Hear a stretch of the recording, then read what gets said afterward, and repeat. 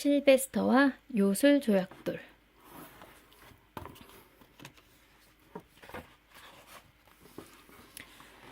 실베스터는 도토리 마을에서 엄마 아빠와 함께 살고 있었습니다.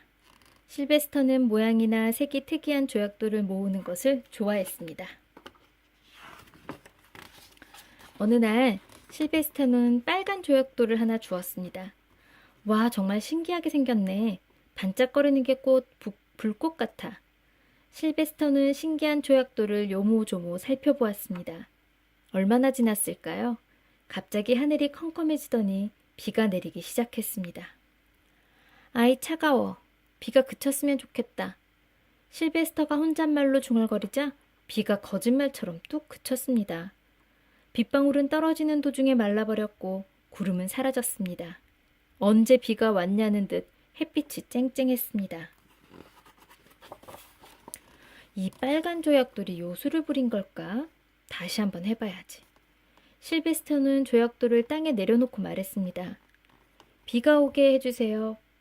하지만 아무 일도 일어나지 않았습니다. 이번에는 조약돌을 손에 꼭 쥐고 빌었습니다. 그러자 번개가 번쩍 치고 우르르 쾅 천둥이 치더니 비가 쏟아졌습니다. 참 운 좋은 날이야. 이제 나는 무엇이든 할 수 있어.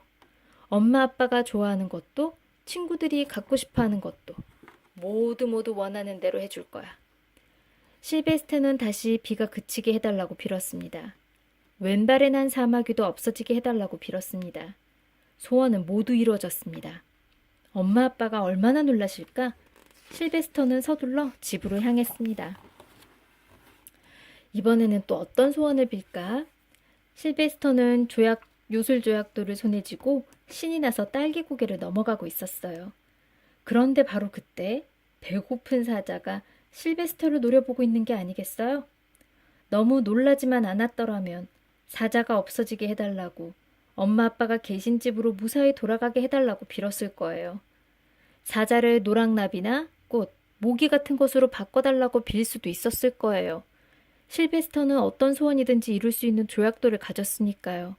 그런데 실베스터는 겨우 바위가 되게 해주세요 하고 빌었습니다.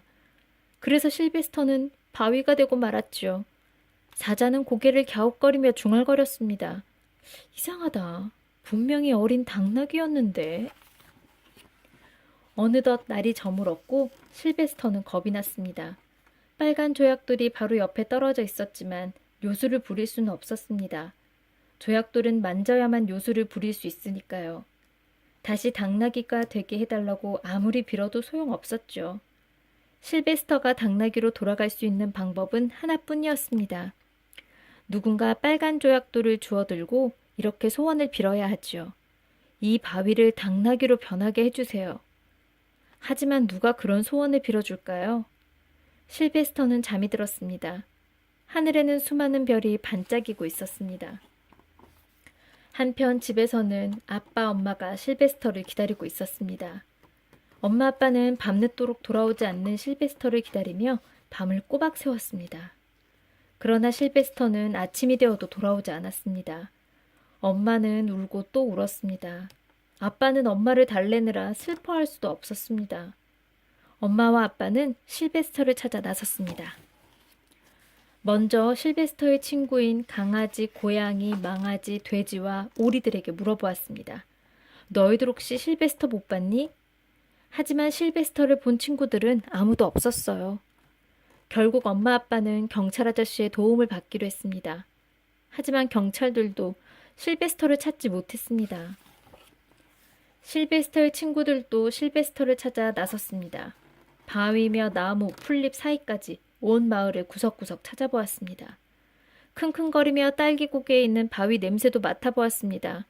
하지만 바위에서는 바위 냄새뿐 실베스터 냄새는 나지 않았습니다. 한 달이 넘도록 찾아다녔지만 실베스터는 어디에도 없었습니다. 이제는 영영 실베스터를 볼 수 없을지도 몰라. 엄마와 아빠는 무척 슬퍼했습니다.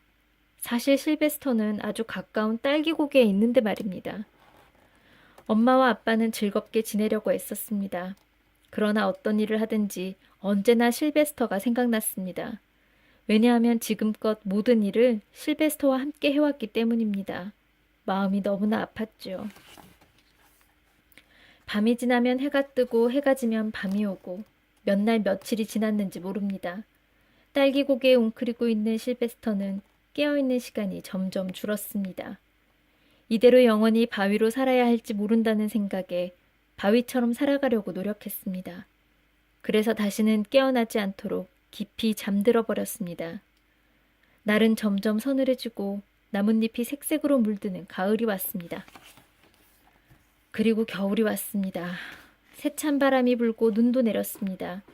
어느 날 배고픈 늑대 한 마리가 바위로 변한 실베스터 위에 앉아 길게 목 놓아 울었습니다. 그러던 사이 눈이 녹았습니다. 따사로운 햇살에 얼었던 땅도 녹고 새싹이 돋아났습니다.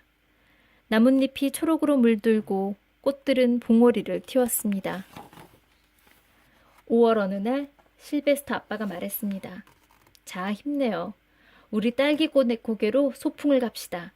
실베스터도 우리가 행복하게 지내기를 바랄 거요. 실베스터 엄마가 바위로 변한 실베스터 위에 걸터 앉았습니다. 엄마의 따뜻한 체온을 느낀 실베스터가 깊은 잠에서 깨어났습니다. 엄마, 아빠, 저예요. 실베스터라고요. 저 여기 있어요. 실베스터는 얼마나 소리치고 싶었는지 모릅니다. 하지만 말을 할 수 없었습니다. 목소리가 나오지 않았습니다. 실베스터의 엄마는 바위로 변한 실베스터 위에 샌드위치, 피클, 샐러드를 올려놓았습니다. 그동안 아빠는 바위 주위를 둘러보다가 우연히 빨간 조약돌을 발견했습니다. 그것 참 희한하게 생겼다. 실베스터가 있었으면 좋아했을 텐데. 실베스터의 아빠는 조약돌을 바위 위에 올려놓았습니다. 실베스터의 엄마가 음식을 먹다 말고 말했습니다. 여보, 우리 귀여운 실베스터가 가까운 어딘가에 살아있을 것만 같아요. 엄마, 저 여기 있어요. 실베스터는 소리치고 싶었지만 소리가 나오지 않았습니다. 등 위에 요술조약돌이 놓인 것을 알았더라면, 그래서 소원을 빌었더라면, 그러나 실베스터는 이 사실을 전혀 알지 못했죠. 오늘같이 좋은 날 실베스터가 함께 있으면 얼마나 좋을까요? 실베스터의 엄마 아빠는 슬픈 눈으로 서로를 쳐다보고만 있었습니다. 본래 내 모습으로 돌아갈 수 있으면 얼마나 좋을까? 진짜 내가 되게 해주세요. 실베스터는 속으로 중얼거렸습니다. 그랬더니 바위는 1초도 안 되어 진짜 실베스터로 변했습니다. 그 다음에는 어떤 일이 벌어졌을까요?